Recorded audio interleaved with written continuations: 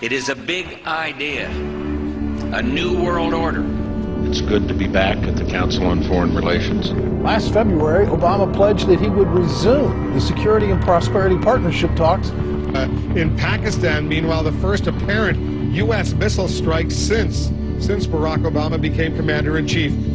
We've got to give them a stake in creating the kind of world order that I think all of us would like to see. It is a global depression and one world currency. The bailout bubble, which is bigger than the dot-com bubble, bigger than the real estate bubble. The bailout bubble is $12.8 trillion. But what the government's going to do is it's going to turn this into an inflationary depression.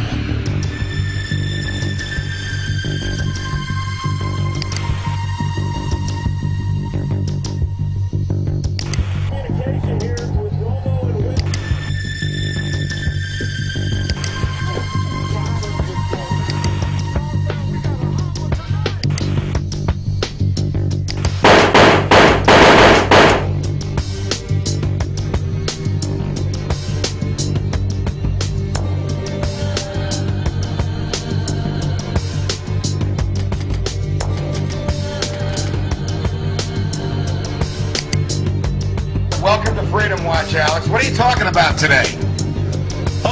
Just how hundreds of mainstream news articles a week are saying there is a new world order, a global government. It will be run by the very banks that are collapsing society by design, and we will pay carbon taxes to them. Here is Time Magazine headline, New World Order, and they say a new bank of the world will rule the United States. Here is the Financial Times of London, and now for a world government is the headline. They're openly announcing that the banks will rule the planet and will pay our carbon taxes. My first question is, several months after Obama stepped in as president of the United States, you make a documentary calling him a deceiver. Why? He said he wouldn't hire lobbyists. All he's done is hire high-powered lobbyists at every level of government. And he's handed the country over to the oligarchs, the international bankers, to loot the nation, according to Bloomberg Financial, of $9.7 trillion. He has lied about leaving Iraq. He said he would take the troops out immediately. Now he says 16 to 23 months, and he's going to keep them there. He's increased the troops by 30,000, doubling them in Afghanistan. He's bombing Pakistan. The fact is, and I might get booed for this, the fact is that on the ground, Obama is continuing some of the most belligerent, violent, and some would say unconstitutional policies of the Bush administration. Bagram is his Guantanamo. They're spending $60 million to expand the Bagram being in Afghanistan, the air base. They're holding people without charge in contravention of international law. Bombings in Pakistan with these drones are indiscriminately killing civilians. Civilians are dying in Afghanistan on a regular basis, and the guy's using 250,000 contractors in Iraq and Afghanistan right now. Sounds to me a lot like Bush. Yeah. So we will incarcerate people preventively. Preventive incarceration. Indefinite detention without trial. That's what this is. That's what President Obama proposed today, if you strip away the euphemisms. One civil liberties advocate told the New York Times today, quote, "We've known this was on the horizon for many years, but we were able to hold it off with George Bush." The idea that we might find ourselves fighting with the Obama administration over these powers is really stunning. And it is stunning, particularly to hear President Obama claim the power to keep people in prison indefinitely with no charges against them, no conviction, no sentence, just imprisonment.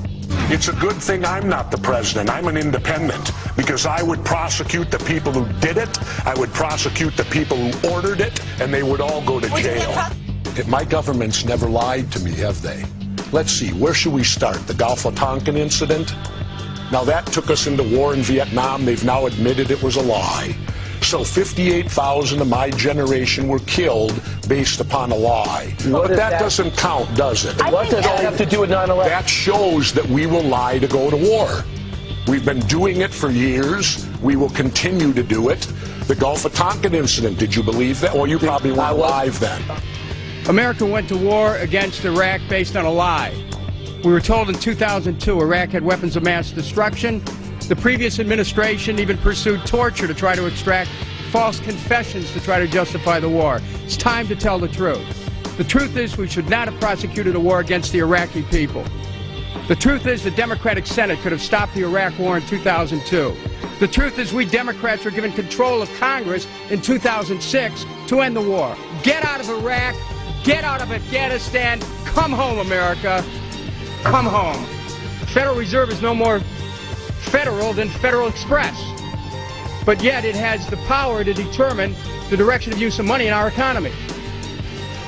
If we could take that power back and put the Federal Reserve under Treasury, we start to be in a position of being able to control monetary policy on behalf of the United States people. They're creating another bubble, the bailout bubble, which is bigger than the dot-com bubble, bigger than the real estate bubble. The bailout bubble is $12.8 trillion in the pipeline. The government is now being involved in businesses. It's a whole different game. There's nothing to inflate. So we're going to see the tax riots. We predicted them. So what's happening is the Federal Reserve, and by the way, the Federal Reserve is no more federal than Federal Express. It's a private company. What they're doing is these are the people that caused the problem are now being asked to fix it. It's an illusion. We should not be increasing government spending. Government should be cutting its spending. If we can cut spending enough, then maybe we can cut taxes. But if we just cut taxes and the government keeps spending, the real cost of government isn't what it taxes, but what it spends. And if it doesn't take it from us honestly through taxes, it's going to do it dishonestly by creating inflation. And that is exactly what they're doing. And we're going to pay for this, not in the future, but right now. We had a phony economy based on borrowing money, spending borrowed money. We need to base our economy on saving money, on producing things. And so the credit crunch, this is not the problem. Credit needs to be allocated away from consumers. We need to stop borrowing money and buying stuff and concentrate on saving our money so we can make stuff. And maybe that's going to mean a rather severe recession. But what the government's going to do is it's going to turn this into an inflationary depression, which is going to be much, much worse. What if the American people learn the truth? That our foreign policy has nothing to do with national security, that it never changes from one administration to the next. What if war and preparation for war is a racket serving the special interests? What if President Obama is completely wrong about Afghanistan and it turns out worse than Iraq and Vietnam put together? What if diplomacy is found to be superior to bombs and bribes in protecting America? What happens if my concerns are completely unfounded? Nothing. But what happens if my concerns are justified and ignored? Nothing good. And I yield back the balance of my time.